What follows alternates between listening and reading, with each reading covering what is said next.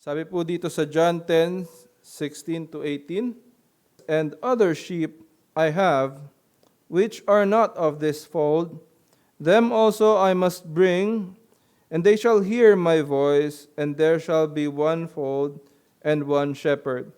Therefore doth my Father love me, because I lay down my life, that I might take it again. No man taketh it from me, but I lay it down of myself. I have power to lay it down, and I have power to take it again. This commandment have I received of my Father." So ang atin pong binasang verse ay makikita natin na patungkol po sa isang shepherd, which is our good shepherd, the Lord Jesus Christ. Ito po ay patungkol sa kanyang sarili. Pinapakita niya kung ano ang dahilan kung bakit siya pumunta dito sa lupa. And one of the tasks that he is given by the Father is to be a shepherd. To be a shepherd. That is to call the sheep that the Father has given him. Ang mga tinatawag po ng atin pong Panginoong Hesukristo ay ang mga taong binigay po sa Kanya ng Ama. Makikita po natin dito kung paano isinalaysay ni Jesus ang Kanya pong task, ang Kanya pong pagkilos. Sabi niya dito that even other sheep I have. Sabi niya dito, "And other sheep I have, which are not of this fold." So, makikita natin dito, what is the task of the shepherd? The task of the shepherd is to feed the flock. The task of the shepherd is to minister or to palaguin, palakasin yung mga sheep. At ang task niya ay tawagin yung sheep kapag yan po ay it went astray. Ang task po ng isang shepherd ay i-gather and to organize the sheepfold. So, ano po ang role ngayon ng shepherd? Ang shepherd po, makikita natin dito, he is authoritative when he calls the sheep. Hindi po siya malumanay sa kanya pong pagtawag sa mga sheep. When you go to every farm, every barn, no, na meron po silang sheepfold, yan po ay ang pagtawag po ng shepherd ay malakas. Kung maririnig nyo po ang kanilang boses, kaya po sinasabi ng Panginoon na my sheep hear my voice. Kasi minsan malayo yung mga sheep, even though they are far away, the voice of that shepherd is strong. At dahil po doon, maririnig yan ng kanyang sheep. Although we believe that Christ calls us in a still small voice, kapag tayo po ay binibigyan at the time of our redemption, nung tayo po ay nagkaroon ng repentance and the profession of faith, we believe that yan po, the times that arrive to that moment, ang atin pong Panginoon is calling us to using a still small voice, meaning hindi po tayo naniniwala dun sa audible na pagtawag na sa atin ng Panginoon ngayon. I mean, hindi na tayo naniniwala sa prophecy. It is gone away. Naniniwala tayo na ang atin pong Panginoon, pinapahayag niya ang kanyang sarili through His Word, through the Bible. At kung meron man tayong gustong marinig galing sa Kanya, ang sabi nga nila, basahin natin ng malakas ang kanyang Biblia, ang kanyang salita. Pakinggan mo ang iyong sarili habang binabasa ang kanyang mga sinasabi. Ngayon, tignan natin, himay-himayin natin kung anong sinasabi dito sa John 10. Simulan natin sa John 10:16. "And other sheep I have, which are not of this fold." Ibig sabihin po niyan, yan po yung mga hindi Israelites. That is pertaining to us Gentiles. That is the blessing that is given to us. It is shed abroad. The love of God is shed abroad, that even though we are not on the sheepfold of the Father, or of this sheepfold, makikita natin, that time He is talking to the Israelites. So even though we are not Israelites, meron pa ring mga piniling tupa sa atin. Napakagandang blessing po nito, no? Kasi kung tayo po ay hindi tupa ng Panginoon, we will go astray. Hindi niya tayo iingatan. And hindi niya tayo ililigtas. Bukod sa heavenly things na matatanggap natin, meron tayong, sabi nga ni David, "The Lord is my shepherd, I shall not want." Meron tayong mga natatanggap na spiritual things, even physical things. Kapag tayo po ay guided by the Holy Spirit, we see kung paano po tayo nililid at kung paano po tayo dinadala ng atin pong Panginoon to be molded in His image. So makikita natin dito that we are one of those other sheep na hindi kasama doon sa fold ng atin pong Panginoon that time. So meaning those who have not known Christ yet, yung mga taong hindi pa nakakakilala that time sa atin pong Panginoon, yung mga taong hindi pa pinapahayagan ng salita ng Diyos, no? Yan rin ang pinapatungkulan ng other sheep I have, which are not of this fold. Sabi dito ng atin pong Panginoon, them also I must bring. Them also I must bring. Ibig sabihin, ang atin pong Panginoong Hesukristo, ang siyang magdadala sa atin sa Kanya. Hindi po sinabi doon na them also shall come unto me to be in my sheepfold. So, ang initiative po ay hindi sa atin. Hindi sa atin ang initiative. Wala tayong magagawang bagay para po makita natin dito na tayo ay lumalapit sa Ama. So, ang mga wala sa anak, hindi po yan magkukusang lalapit. Ang tupa po, hanggat hindi mo tinatawag, hindi yan parang aso, no? Ang aso, kapag dumaan ka lang, minsan kakahulan ka eh. Hahabulin ka kahit na hindi ka nagsasalita. Ang tupa po, hindi. Tinatawag ho yan bago yan lumapit. No? So, the initiative will be on the shepherd. Sabi dito, them I must bring, and they shall hear my voice. And they shall hear my voice. Ibig sabihin po dito, although ang initiative po ay nasa ating pong Panginoon, we also have a task to spread His word. Yung Kanya pong pagdala dun sa mga tupa, papunta sa Kanya, gumagamit po siya ng mga tao na magpapahayag ng Kanyang salita. Hindi po ito nakafocus sa pabayaan na lang. Lalapit rin yan.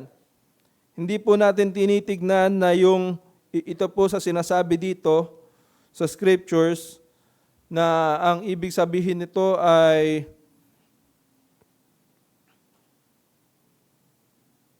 mag-preach lang tayo dito sa ating church at merong papasok dyan na mga tupa. Hindi ho yun ganun. We know that our God is using human instrumentality. Yung Kanya pong pagdala ng mga tao ay gagamitin niya tayo. Although we do not discredit those people na bigla na lang dumating dito, tulad po ng ating kapatid, no? Na si Brother Robert. He is very curious. Marami tayong mga kapatid na dumating na dito because of our signage. No? Marami tayong mga kapatid na nakarinig ng salita because of our Facebook page. And although we do not discredit that, we should not stop there. Dahil po ang atin pong Panginoon, time and time again, atin pong patuloy na pinag-aaralan, ating patuloy na dinidikdik to each and every member of this church, na tayo ay tasked to go and to preach the gospel. We are tasked to go and to preach the gospel. We are tasked to speak it up. Tayo po ay inatasan ng Panginoon na ipahayag ang kanyang salita. At ito yung paraan ng kanyang pagdala dun sa mga tupa papunta sa kanyang simbahan. We are not as those who are hyper-Calvinist na naniniwala na hindi natin kailangan mag-preach. Naniniwala tayo na ang atin pong Panginoon ay gumagamit at gagamitin tayo para ipahayag ang kanyang salita at para tawagin ang mga taong kanyang tinatawag papunta sa kanyang simbahan. Ngayon tayo po ay magpatuloy. Sabi po dito, and there shall be one fold and one shepherd. One fold meaning that is not meaning one church, tulad ng maaring iniisip ng ibang Catholics, no? That it is pertaining to the single, universal, invisible church. Onefold meaning that is the kingdom of God. Tayo pong mga anak niya ay makakasama niya sa langit.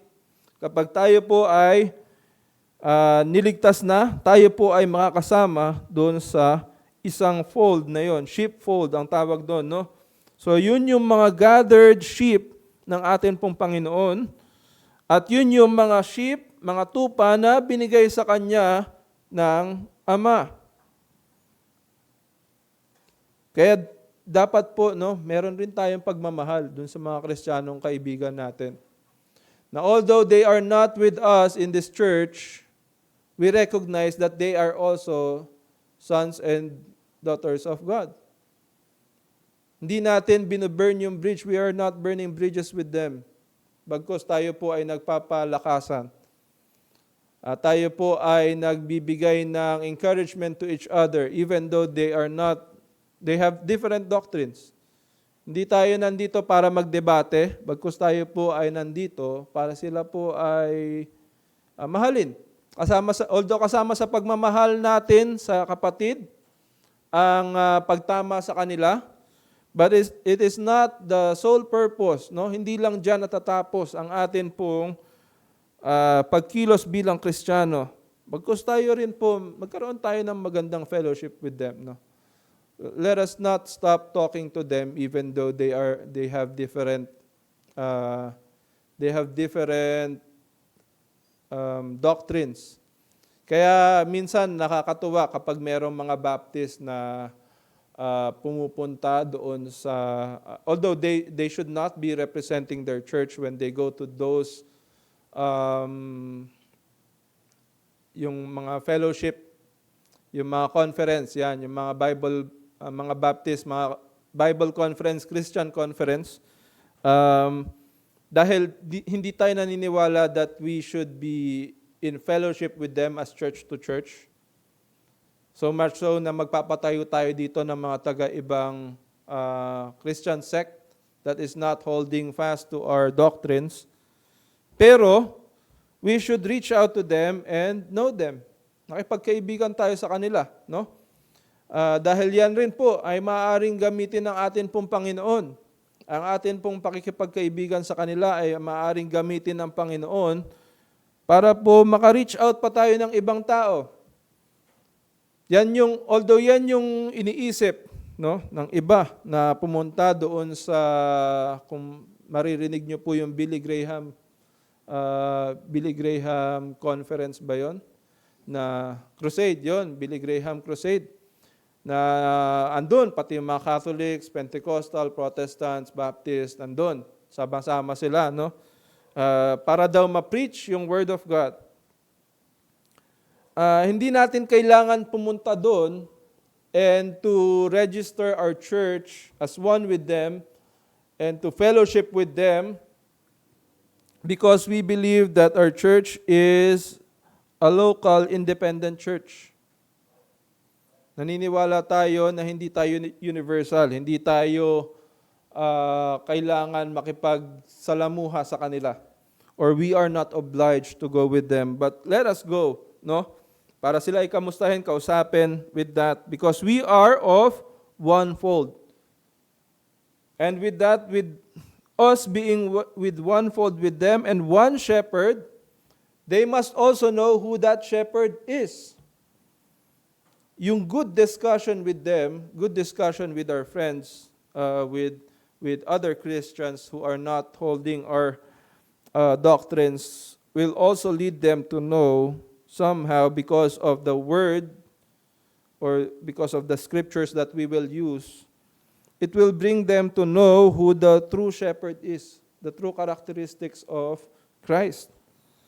Hanggat hindi po tayo nakikipag-usap sa kanila patungkol kay Kristo, hindi nila makikilala ang katotohanan na patungkol kay Kristo. At syempre, hindi naman tayo pwedeng kung ano lang yung naiisip natin, no? Hindi tayo pwedeng magsasalita lang kung ano lang yung sabi kasi sa amin ni pastor, sabi kasi sa amin ng mga deacons ng church, ganito daw si Kristo. Syempre, titignan natin lagi sa salita ng Diyos. Hindi tayo pwedeng tumitigil lamang sa pagbabasa nito without understanding kung ano yung nakasulat dito, no? Dahil kung ganun tayo mag-isip, magbasa ng scriptures, wala tayong kinaiba dun sa mga taong mechanical lang ang pagbabasa ng Bible. Now, going back to who Christ is, sabi po dito sa 17, "Therefore, doth my Father love me, because I lay down my life that I might take it again." Nakakabagabag isipin, no, na ang isang ama ay matutuwa sa pain ng kanyang anak. Nakakabagabag isipin yun, no? Sinong ama ang matutuwa na ang kanyang anak ay nasasaktan, no? Or ang kanyang anak ay mamamatay, no? At ngunit dito makikita natin kung gaano ka out of our own understanding, kung gaano kalawak ang pag-iisip ng ating Panginoon, kung gaano kaliit ang ating pagkakaintindi, ang ating pag-iisip, ang ating pag-unawa sa pagmamahal ng ama at ng anak. Dahil dito pinapakita, "Therefore doth my Father love me."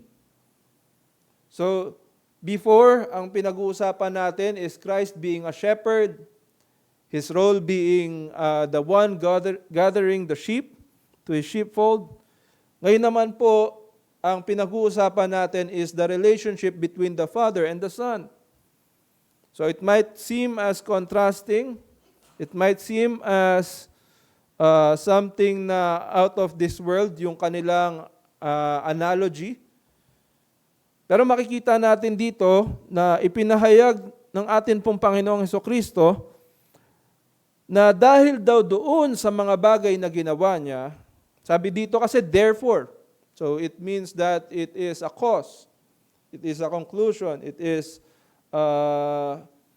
saying that because of this, my Father loves me, because I lay down my life. I lay down my life that I might take it again. It shows the will of the Father and the Son being one. Pinapakita dito kung gaano kaisa ang Godhead. The Father and the Son being one, they agree on the plan of salvation, no? They agree on the plan that Christ will die and lay down His life for us that we might be saved. They agreed na even though He is in pain, the angels will not save Him.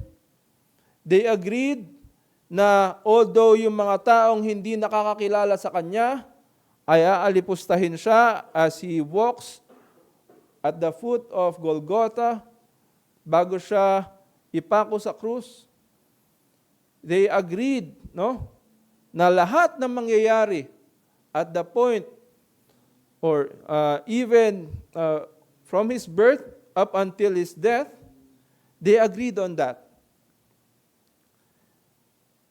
Sabi po dito, therefore doth my Father love me because I lay down my life. Ang pagmamahal po ng atin pong Diyos sa kanyang anak kay Kristo ay gayon na lamang. At yung pagmamahal ng ama sa anak na lalaki, kung titignan natin yan sa Old Testament times, grabe po yan. Grabe po yan. Kaya po dyan nasukat yung pagmamahal ni Abraham sa ama. No? Yung pagmamahal ni Abraham sa Diyos, dyan nasukat eh. Kasi ganun kataas, ganun ka-intense ang pagmamahal ng isang isang ama sa kanyang anak. Na ultimo yung pagkitil ng buhay niya, hindi natin ma-imagine what went through the mind of Abraham that time. The same thing, na kung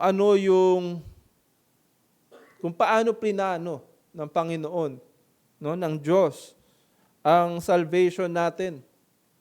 Meaning, ganun rin tayo kamahal ng Diyos. Dahil sabi nga sa John 3:16, for God so loved the world that He gave His only begotten Son. Ibig sabihin, yung hindi lang panganay eh.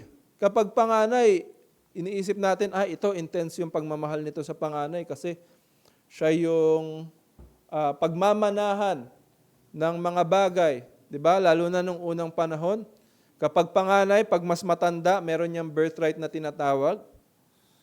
At because of that, iniingatan niya ng kanyang father. Tinitrain niya ng kanyang father. No? Ngunit dito makikita natin that the Father loves the Son because He laid down His life. It also shows here that the Father loves obedience. The Father loves obedience. Hindi niya winawalang bahala ang ating pagsunod sa Kanya. Dahil mahal na mahal niya ang kanyang anak. At yun ay dahil rin sa pagsunod ng kanyang anak dun sa kagustuhan nila. When we agree with the Father and we obey His will, we obey His word, His love is also expressed to us. Tayong mga niligtas niya. Yung mga sumusunod sa banal na salita ng Panginoon, ngunit wala sila kay Kristo, yan ho ay sa harap ng Panginoon maruming basahan. Kahit na anong pagsunod mo, kahit na anong pagsusumikap natin, no? Yun yung isa ring blessing na kailangan nating ma-appreciate, no? That even though we are unworthy of that love, it was given to us na hindi natin kailangang magpawis, makipagtulakan, no? Time and time again, yan yung paulit-ulit kong sinasabi. Hindi natin kailangan makipagtulakan sa prosesyon. Hindi natin kailangan maglakad ng nakaluhod sa simbahan to gain the Father's love. Dahil ngayon pa lang, meron na tayong pagmamahal ng Ama dahil sa Kanyang anak. When He gave His life for us. At yung obedience natin, nakikita niya yung obedience ng kanyang anak. When we obey God, He sees the obedience of His Son, and because of this, He loves us more. So I lay down my life that I might take it again. It both shows the obedience of the Son and the power of the Son to give His life and to redeem it. So it shows the obedience and the power of the Son. So pinapakita dito na ang atin pong Panginoong Hesukristo ay may kakayanang mamatay at mabuhay na muli. Siya lang ang may kaya nun. Hindi yun ginawa ng ibang propeta, hindi yun ginawa ng ibang anghel na nagbuhay ng patay because of their own will. Ngunit ang ating Panginoon lamang ang gumawa niyan. Si Kristo lamang ang nakapagbigay ng kanyang buhay freely, at because of that, pinakita niya rin kung paano niya kinuha ito ulit, that He might live and be ever with our Father in heaven. Sabi po sa 18, "No man taketh it from me, but I lay it down of myself." No man taketh it from me, but I lay it down of myself. Ito po yung mga bagay na sa iba hindi maiintindihan talaga nila. No? Lalo na itong oras na ito, itong time na ito, hindi pa na-crucify ang Panginoon. Itong time na to, nung siya po ay nagsasalita dito, no? Makikita natin that some Pharisees have been with him as well, no? Na nung siya po ay nagsasalita ng parables, hindi naiintindihan ng ibang tao. And this is before he is crucified. So, maraming tanong siguro sa isipan yung mga apostles that time. Nung sinabi niya, "No man taketh it from me, but I lay it down of myself."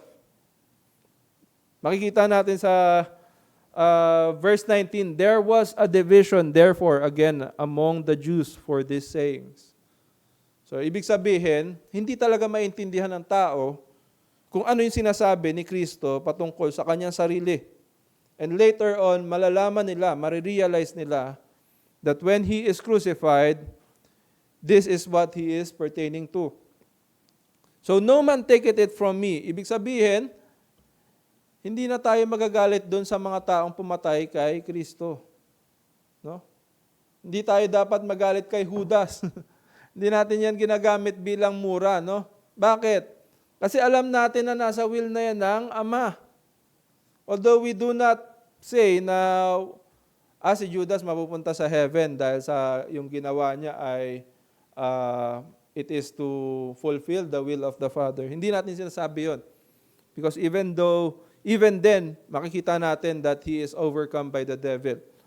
At yung kanyang mga actions, after that, makikita natin that it is not of a godly man, yung kanyang mga ginawa. No? So, ibig sabihin lang nito, "No man taketh it from me, but I lay it down of myself." Hindi yan against or hindi yan labag sa kanyang kalooban, ang kanyang pagkakapako sa krus. Kaya makikita natin na hindi siya pumalag. No? Kung yan ay malakas-lakas na lalaki, malaki yung katawan, tapos alam niyang mamamatay na siya, papalag yan. Yan ay manununtok. Sinabi niya pa nga kay Peter, no, "Hindi mo ba alam na kaya kong tumawag ng libo-libong anghel para yan ay para patigilin sila? They that live by the sword shall die by the sword." So, hindi natin kailangan, ibig sabihin nun, hindi kailangan ni Peter hindi kailangan nilang maging physical in their repulsion that time, no? So, makikita natin doon that the Lord has already accepted His, masasabi nga natin kung sabi nga nila, no, faith, no? Or yung kanyang pupuntahang krus. So, the Lord has already accepted that it will happen. Even this time, the Lord has already known it. And even before His ministry, He already knew this, na siya po ay iaalay niya ang kanyang sarili. So, "No man taketh it from me, but I lay it down of myself." Hindi po yan katulad ng atin pong mga nababalitaan ngayon na nagtatago na mga vigilante, mga opisyal ng gobyerno, no? Ang pagtatago po, kasi ang sinasabi nila, no, na meron kasing mga times na ang atin pong Panginoon ay umaalis sa crowd to save Himself. No? That is because He knows that that time is not yet His time. So dito po, makikita natin na ang atin pong Panginoon, He really laid down His life of His own will. Meron siyang plano. So, I have the power to lay it down and I have the power to take it again. Only the Son can do this, no? Only the Son, given with the commandment of the Father, sabi dito, this commandment have I received of my Father, can do this. Siya lang ang makakagawa nito.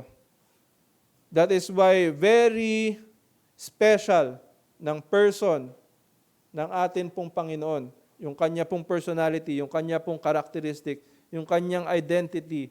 It is important that people know who He is before they profess that He is their Lord and Savior.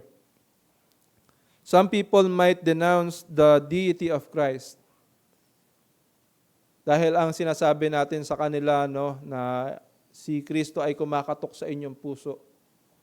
Pagbuksan mo siya, papasukin mo siya sa buhay mo. Hindi ho ganun.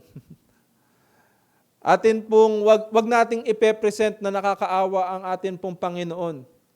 Let us not present our Christ as someone who is weak. Let us present Him as someone who has the power to lay down His life. Ipakita natin na ang ating pong Panginoong Hesukristo ay kaya yang gawin at ginawa yan of His own will.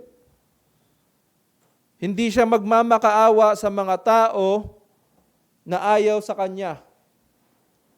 Ang mga taong ayaw sa Kanya, merong lugar yung mga taong yan. At yan ay ang dagat-dagatang apoy. So knowing this, let us preach the Word of God plainly. Let us preach the Word of God powerfully. No? Let us preach it in truth, not hiding the power of Christ and how He died, not hiding the truth about His person, not hiding that He is a God made flesh. He went down to the earth para po tayo ay iligtas. Wag nating itago yan. Wag nating itago na kaya niyang baguhin. As He laid down His life and made His body alive again, ganun rin ang kanyang power to change us from corruption, to give us repentance. Kayang-kayang ibigay ng ating Panginoon yung mga bagay na akala natin imposible. No? Kayang-kayang ibigay ng ating Panginoon yung mga blessings na akala natin ay hindi natin matatanggap. As the Lord has given His life and took it back again,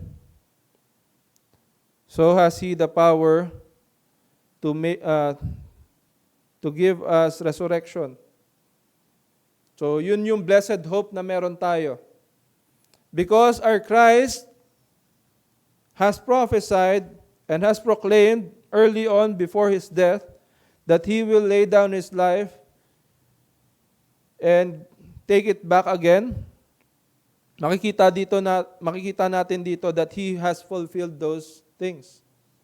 And He will also fulfill when He has said na tayo po ay makakasama niya sa kanyang kaharian. Knowing this, that we will be with Him in that kingdom, ating paigtingin yung sarili natin, no?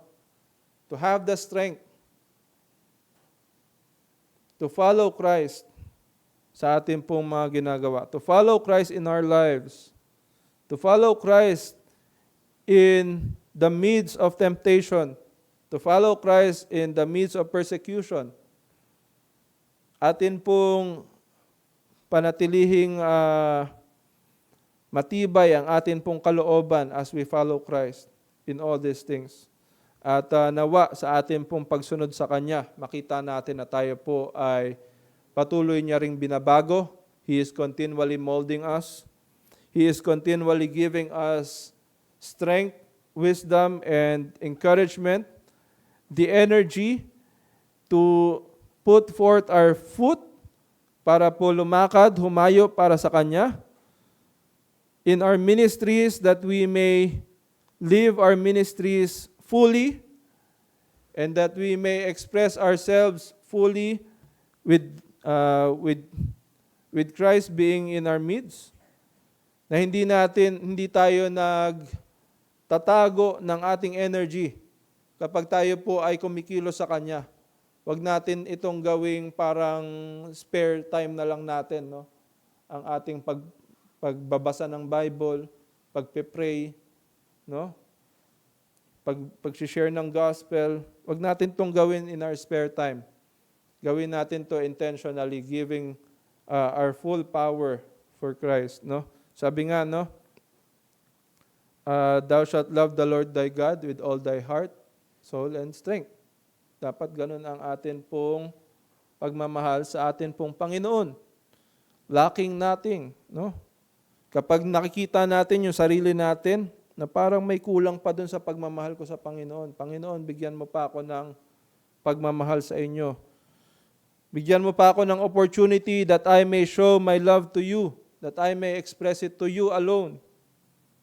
Kahit na hindi na ako makita ng ibang tao, basta makita ko na I express my love to you, it is enough for me. So nawa, as we go on in our lives, makita natin ang ating pong sarili, na tayo po ay kumikilos as a sheep on the sheepfold of Christ, following Him, following His voice, seeking His voice, and spreading His voice. Nawa po, sa atin pong buhay, we always take into consideration that the Christ that has saved us is the Son of God. Na tayo po ay kailangan nating sundin siya, kailangan nating kausapin siya, at kailangan nating malaman kung sino talaga siya. Alamin natin ang kanyang power that we may be continually encouraged of His Word and that we may be continually expressing our love for Him sa atin pong mga ginagawa, sa ating pagdarasal, sa atin pong pagbabasa, sa ating mga ministries, and as we speak of His Word and spread the gospel. Purihin po ang Panginoon sa salita niya, at tayo pong ay sandaling manalangin as we end our preaching.